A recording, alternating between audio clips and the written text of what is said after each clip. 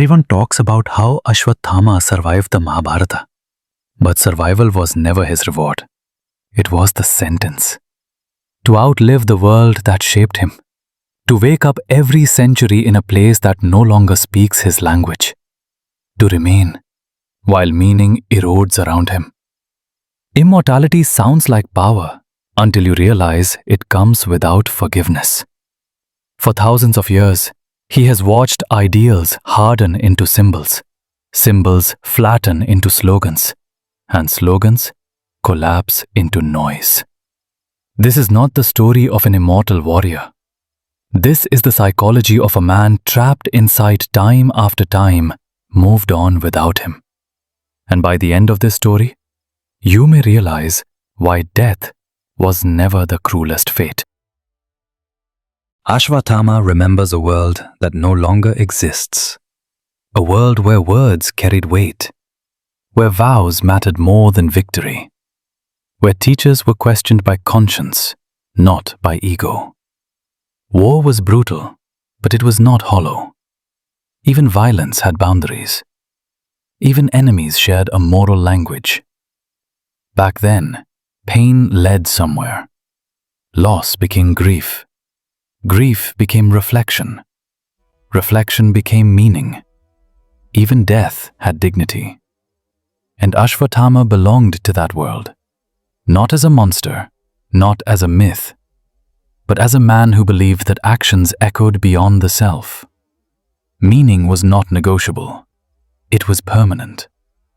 And that belief would become his undoing. Then came the night that broke him loose from time. Not a battle, not a war. A decision. One moment where grief fermented into rage, and rage spoke louder than restraint. History remembers the act. What history rarely remembers is that Ashwathama knew the rules he was breaking, and broke them anyway. That is why the punishment was not death. Death would have ended the story. Instead, time was weaponized against him. The gem torn from his forehead did not leave a wound meant to kill. It left a wound meant to continue. A wound that refused to close not because it couldn't heal, but because healing would have been mercy. From that night onward, Ashwathama stopped moving with history and began dragging his memory through it. Immortality does not freeze the world. It erodes it, slowly, relentlessly. Ashwathama watched kingdoms rise with conviction and collapse without understanding why they were built. He watched languages shed meaning until words became faster but emptier. Gods became ideas. Ideas became institutions. Institutions became habits. And habits became background noise. He did not age, but everything that once anchored him did. This is what immortality really means. You are never judged again, but you are also never absolved. Time does not punish you. It simply refuses to resolve you. And unresolved existence is heavier than any curse. Now he walks through Kali Yuga, a world louder than any battlefield he ever knew, and far more confused. People move faster than their values. They fight with certainty but without clarity. They inherit beliefs without remembering their cost. No one recognizes him. No one asks him anything. And this is where the cruelty sharpens.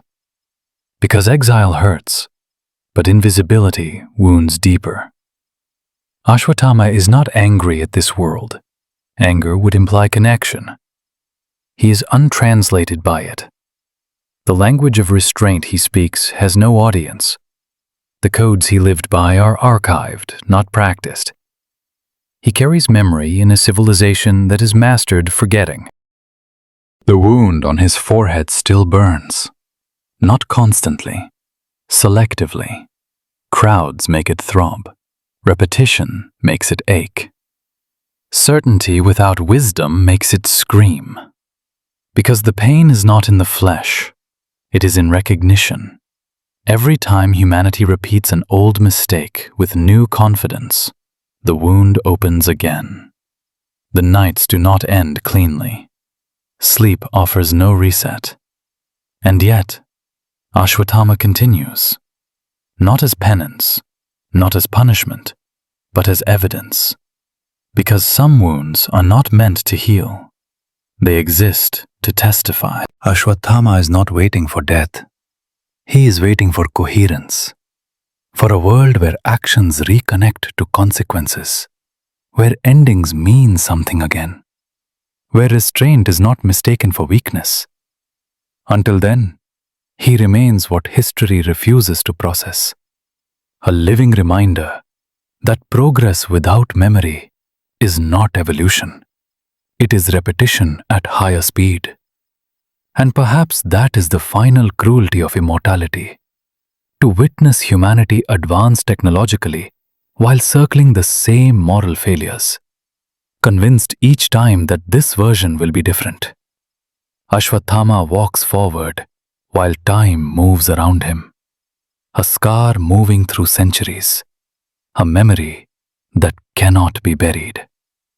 And maybe the real question is not why he was cursed to live forever, but why a world so desperate to move forward is so uncomfortable with those who remember what came before.